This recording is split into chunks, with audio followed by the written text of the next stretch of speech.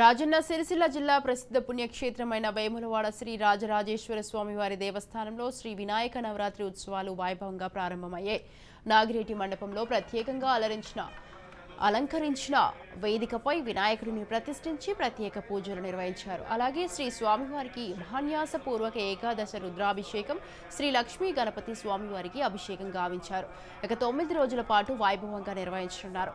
ఈ నెల 14న పూర్ణాహుతి, సాయంత్రం మహాపూజ, 15వ తేదీన సాయంత్రం ధర్మగుండంలో నిమజ్జనం చేస్తారు.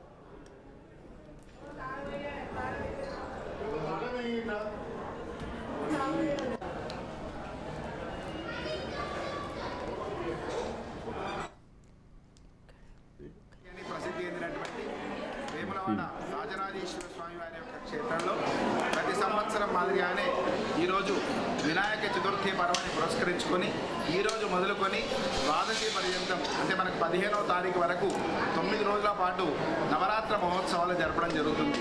దీనిలో భాగంగా స్వామివారి యొక్క ఆలయంలో నాగిరెడ్డి మండపంలో సిద్ధిబుద్ధి వినాయక దేవతా మూర్తిని ప్రాణప్రతిష్ఠ గావించుకోవడం జరిగింది.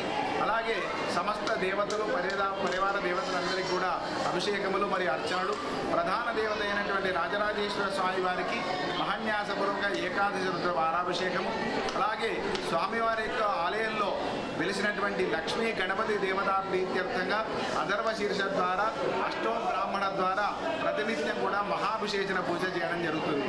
ఈ గణేష్ నవరాత్ర ఉత్సవాల్లో భాగంగా ఈరోజు స్వామివారిని సిద్ధిబుద్ధి వినాయక దేవత ప్రాణప్రతిష్ఠ పూజ కార్యక్రమం చేయడం జరిగింది. అలాగే ఈరోజు మొదలుకొని 9 రోజుల పాటు గణేష పురాణ ప్రవచనము మరియు పారాయణం ఈ 2 కార్యక్రమాలు జరుగుతుంది.